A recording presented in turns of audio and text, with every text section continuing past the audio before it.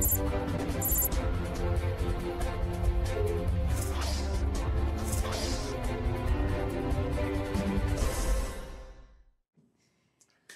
por aqui porque a gente não desiste. Não. E foi legal a nossa musiquinha, né? Foi muito bom. Há 3 anos iniciamos um longo caminho e nessa viagem ninguém está sozinho. E você é um alguém que participou bem. Matemática era um grande perigo, mas quando eu te ensinei você aprendeu comigo. Valeu por não desistir. E é tão bom te ter aqui. Muito bom, né? E eu lembro de um depoimento de uma aluna que falou assim, né? Mandou mensagem pra gente, falou assim: olha, eu vou falar a verdade, eu não gostava de matemática, eu tinha um certo problema com matemática.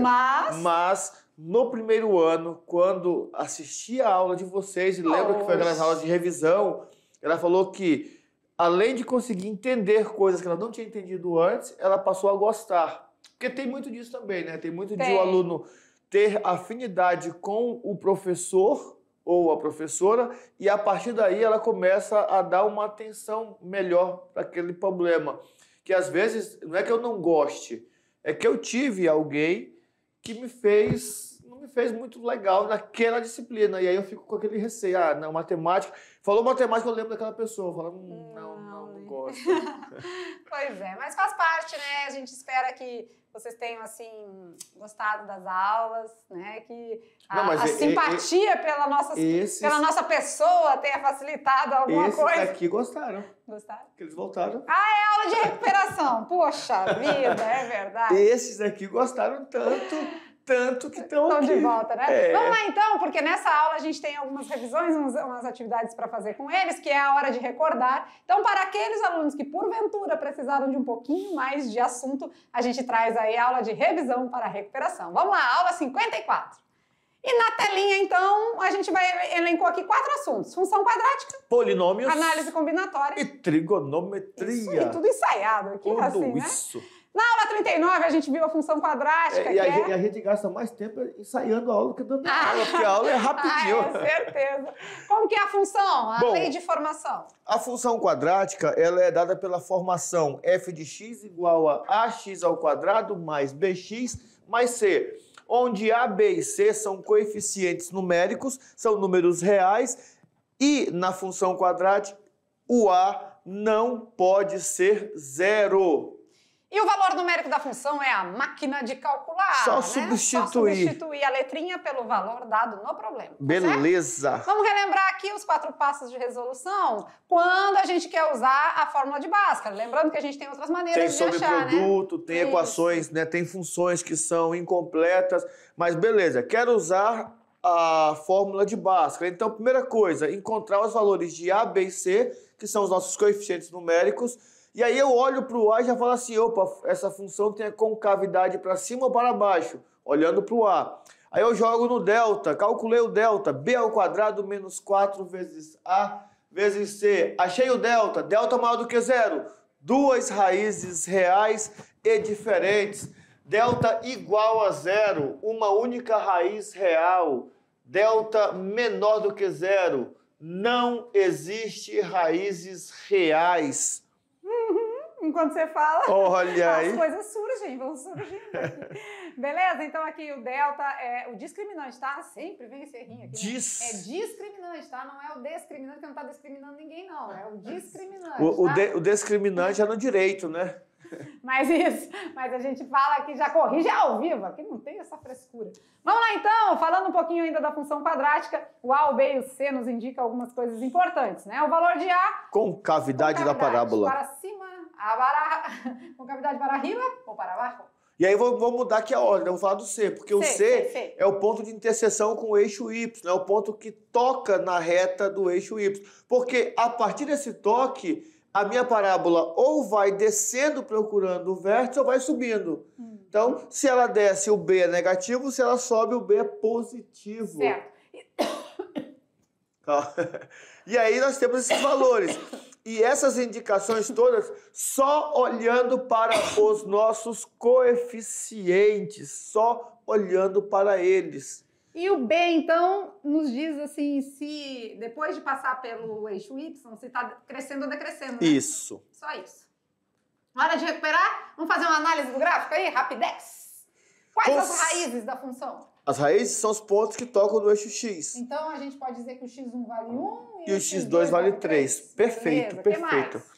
O sinal do coeficiente A. Opa, o A carinha é feliz? a concavidade. Olha aí, a Carinha feliz. A positivo. Positivo. Feliz é positivo. O que mais? Bom, depois do toque no eixo Y, tá descendo em busca do vértice. Então, B é negativo. B é negativo. Beleza. O que mais? Coeficiente C é o toque, 3. Ah, é bem aqui. Ah, então C vale 3.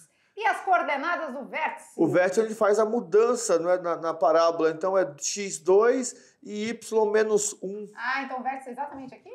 Isso. Então o x vértice é dado pelos valores 2 para x e menos 1 para y. O vértice só.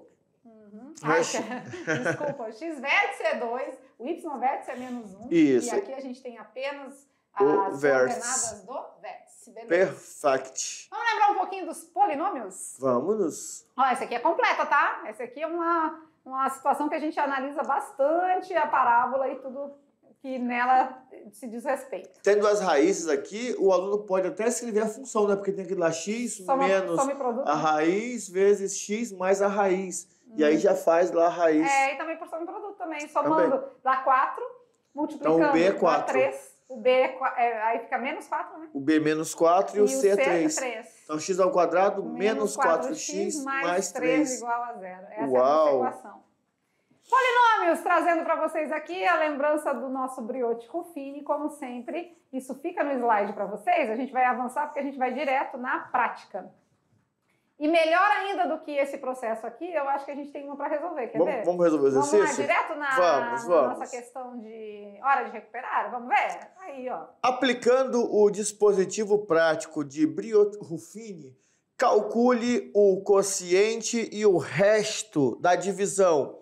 Px igual a x à quarta mais 3x ao quadrado mais x menos 5 por x mais 2. E quem é a raiz do nosso dividendo?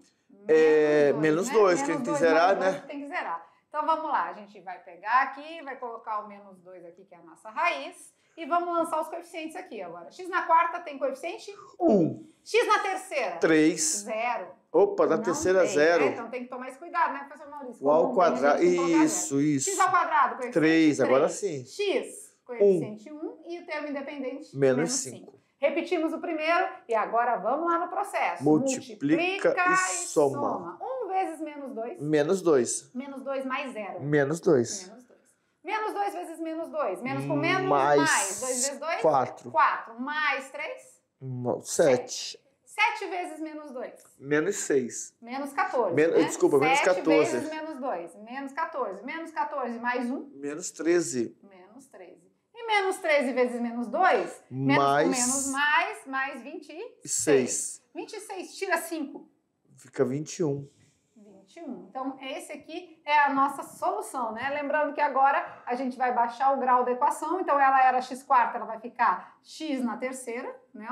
Baixar o grau do nosso polinômio, né? X na terceira menos 2x ao quadrado mais 7x menos 13. Quem é o nosso resto? 21. O nosso resto de x, que a gente chama, é o 21. Então, esse é o nosso quociente e esse é o nosso resto. Tá bom? Beleza? Fechou. Top. Tranquilo? Brioche Ruffini tem que dar uma treinada, viu? Tem que analisar, fazer vários exemplos. Lembra na aula lá a gente fez uns quantos, Sim. Né? Então tem que rever aí para não ter dúvida mais na frente. Tá certo? Beleza, certinho. Vamos de análise combinatória agora? Vamos. Na aula 48 a gente fez o estudo da análise combinatória, que é analisar de forma com agrupamentos, né? Ou seja, podemos resolver por permutação, por arranjo ou combinação. Lembrando que a principal função da análise combinatória é contar a quantidade de subconjuntos que eu tenho em um certo grupo. Então, para eu fazer essa contagem, eu tenho várias maneiras de pensar e de organizar a minha formulação. Então, eu posso simplesmente pegar os meus elementos e fazer uma ordenação. quero colocar, por exemplo, livros numa estante, quero colocar pessoas numa fila, quero organizar crianças sentadas em umas fileiras de cadeiras. Então, aí eu vou organizando as possibilidades de quantas maneiras diferentes cada pessoa pode ocupar cada posição naquela fila. Isso é simplesmente fazer permutação. O arranjo, ele já me obriga a, além de verificar esses posicionamentos, de excluir os repetidos. Por quê? Porque no arranjo, a ordem é importante. Então, se eu tenho na fila João e Maria, Maria e João são as mesmas pessoas, só que estão em posições diferentes. Um é o primeiro e o outro é o segundo. Então, no arranjo, a ordem é importante. Então, o arranjo ele vai ordenar, vai colocar em ordem, fazer o que a permutação faz e vai escolher. Então, o arranjo é como se fosse uma permutação, só que uma permutação limitada. E a combinação só escolhe. Combinação só escolhe. Muito bem. Aí tem as equações de cada uma, mas o melhor é a gente entender o procedimento, né? Claro que isso aqui faz parte, vai precisar para resolver, tá? O mapa mental aquele de sempre, que traz algumas definições aí bem importantes. Se você fizer esse mapa mental, refazer ele, com exceção da permutação circular ali, que a gente não ensinou para vocês, não passou nessas aulas, que eram de revisão, na verdade, o restante está tudo top, né? Tá tudo certo. Beleza? Beleza. Aí, a hora de recuperar é agora. Qual é a pergunta? Em um campeonato de futebol, 10 equipes disputam as 3 primeiras posições. Quantos são os agrupamentos possíveis para as 3 primeiras posições? Então, a primeira coisa, nós temos que olhar no problema. O que ele quer fazer? Ele quer só organizar as 10 equipes? Não. Ele não quer só organizar as 10 equipes. Ele quer, além de colocar em ordem essas equipes, ele deu as classificações, ou seja, eu vou organizar todas as 10 equipes, uma sendo a primeira, depois uma sendo a segunda, só que ele quer saber o seguinte, de quantas maneiras eu posso ter aí nesse agrupamento todo um campeão, um vice-campeão e um terceiro colocado, ou seja, ele quer organizar e escolher. Então, é o que organiza e escolhe? Isso mesmo, organiza e escolhe é o arranjo, né? Aham. No arranjo, então, eu tenho 10 para tirar 3 primeiras colocações. Isso. Então vai ser medalha de ouro, prata e bronze, por exemplo, Perfeito. né? Então, se eu quero organizar, vai ser o arranjo de 10 tomados 3 a 3 3. a 3. Então é 10 fatorial. Lembra aqui, olha aqui a nossa... Aqui, ó, o 10 fatorial e depois o 10 menos o P fatorial. É isso que a gente precisa reorganizar aqui da equação, aqui da fórmula, tá? Só isso. Não fica preso na fórmula. Uma vez que você entendeu como é feito, você vai pegar sempre aqui e vai diminuir um do outro, ó. E aí, fatorial. Então, temos 10 fatorial dividido por 7 fatorial. Ou seja, 10 vezes 9 vezes 8 vezes 7 fatorial dividido por 7 fatorial. Cortando, ficamos com quem? 10 vezes 9 vezes 8. Lembra que o professor Maurício disse que o arranjo é uma permutação limitada, que chega em determinado momento e para? Sim. É isso. Então, vamos lá. 8 vezes 9, 72 vezes 10, 720. São as possíveis aí, os possíveis agrupamentos para a solução disso tudo, tá certo? Beleza. Então, você vai precisar ler e interpretar, entender qual deles você usa, tá? Isso. Se usa arranjo, permutação ou combinação, né? E aqui, como você sabe que, né, permutação e arranjo estão bem próximos, você pode pensar assim, ó, eu quero escolher simplesmente, eu quero ordenar simplesmente o campeão, vice-campeão, terceiro colocado. Então eu tenho 10 possibilidades para times campeões, eu tenho 9 possibilidades para time vice-campeão e tenho 8 possibilidades de time em terceiro lugar. E aí é só fazer a multiplicação. Já era. Facinho. Beleza? Mais um conteúdo? Mais um conteúdo para finalizar a trigonometria, né? Trigonometria. E aqui, queridos, nós já falamos, refalamos, mas sempre é bom relembrar. Na trigonometria, nós temos que lembrar que a trigonometria ela é aplicada somente em triângulo retângulo. Então, nós vamos ter que aplicar essas regrinhas no triângulo retângulo. Então, eu tenho que olhar no triângulo retângulo e identificar quem é o cateto. Isso. Quem são, porque são dois, quem são os catetos? Quem é a hipotenusa? Beleza. Esses catetos dado um ângulo, ele é oposto ao ângulo ou ele é adjacente ao ângulo? Oposto é que está do outro lado do ângulo. Adjacente está ao lado. Beleza. Aí eu vou olhar. Tenho no problema cateto oposto e hipotenusa. Quem é o cateto oposto e a hipotenusa? Seno. Pronto. Quem é cateto oposto, cateto adjacente? Tangente. Tangente. E assim a gente vai, né? Lembrando que os arcos notáveis têm uma tabela das razões, que é o bate-o-sino da trigonometria. A gente canta a musiquinha e fica mais fácil aí de recordar, né? De memorizar, de lembrar. Mas caso não seja possível usar arcos notáveis, a gente vai usar aquelas informações que são fornecidas no problema, tipo use o seno de 20 graus, tangente de 20 graus, enfim. Melhor do que a teoria é a prática, então aqui vai para vocês todo o passo a passo de resolver, mas a gente resolve um junto com vocês, que eu acho que é bem mais vantajoso, né? Vamos lá. Hora de recuperar, bora ver. Uma inclinação tem 40 metros de comprimento e forma com um plano horizontal um ângulo de 30 graus. A que altura está situada o ponto mais alto da inclinação? Inclinação. Aí, olha só, lembram que nós comentamos agorinha? Primeira coisa, você vai identificar o que eu tenho. Eu tenho os catetos e tenho a hipotenusa. Quem é a hipotenusa? É o lado que está oposto ao ângulo reto. Então, é meu 40 metros. Beleza. Tem um ângulo de 30 graus.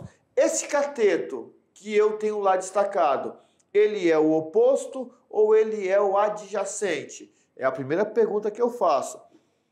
Beleza, é o cateto oposto. Agora, tenho o cateto oposto e quero eu tenho a hipotenusa e quero o cateto oposto. Opa, cateto oposto e hipotenusa. Eu vou usar o quê? Cateto oposto e hipotenusa. Vou usar o quê? Isso, vou usar o seno. Agora é só aplicar. Beleza, então bora aplicar, né? Vou usar o seno, cateto oposto e hipotenusa. Seno de quem? 30 graus. É o cateto oposto que é, no caso aqui, a altura, né? E a hipotenusa é 40. A gente já sabe quanto é essa altura, não sabe, professor Maurício? Já. Quanto é?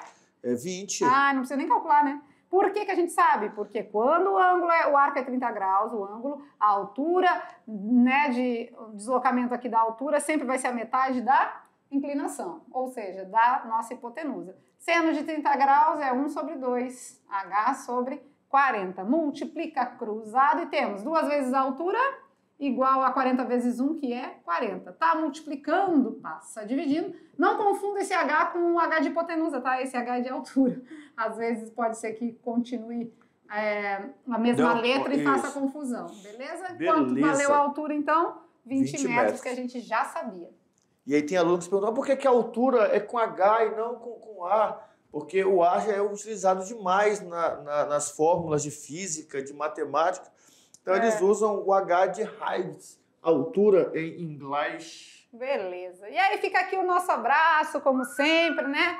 Chegando ao final de mais uma etapa vencida. A gente, nesse momento, fica feliz de ter feito parte da trajetória de vocês, tá? E sejam felizes! E assim a gente finaliza o 3º ano da mediação tecnológica de 2023. E esperando que tenhamos sido o mais claro possível. Sei que em alguns momentos, né, para alguns alunos mais assim, esse professor fazem muita brincadeira, muita gracinha, mas faz parte do processo, porque senão a matemática fica muito pesada, né, fica muito maçante. Esperamos que vocês continuem estudando, não acabou, tá? Acabou o módulo matemática, mas estudar matemática, nós temos aqui até o Enem, pelo menos, para vocês se dedicarem e qualquer coisa, nós estamos aqui, não esqueçam disso, tá? Tá. As emoções tomaram conta da pessoa. É legal, né? A gente tem toda uma trajetória participando da vida de vocês aí, de longos 3 anos, né? Como dizia na musiquinha lá, há 3 anos iniciamos um longo caminho e nessa viagem ninguém tá sozinho, a gente é alguém que sempre participou bem, vocês com a gente com vocês, tá? Gratidão a cada aluno, gratidão principalmente a cada professor presencial. Aqui, ó, hashtag moram no nosso coração. Gratidão ao nosso diretor, mais uma vez, nosso amigo e parceiro Mazinho, que fique registrado isso ao vivo e a cores no canal. Ele é o cara. Ele é top. Não, é sempre muito parceiro, muito participativo e sempre contribui muito, né, pra gente ter um resultado resultado bem bacana, né? Porque aqui a gente prioriza, graças a Deus temos a dupla, né, da disciplina, e a gente prioriza gravar em dupla. Salvo engano, quando um, assim, né, fica doente. E é raro. E é raro. A gente faz o possível. Mas para isso, o nosso diretor tem que estar de comum acordo e topar o processo com a gente. E aqui, porque eles não sabem, né? Mas tem hora que a gente faz uns negócios aqui que para ficar dupla. Né? Grava até de mais tarde, chega mais cedo, quase não almoça, e assim a gente vai. Mas dá tudo certo no final. A nossa meta são vocês, nosso objetivo principal, tá bom? Fiquem com Deus, Deus abençoe cada aluno, cada professor presencial e nos encontramos por aí na vida, tá bom? Aquele beijo no coração. Tchau, galera!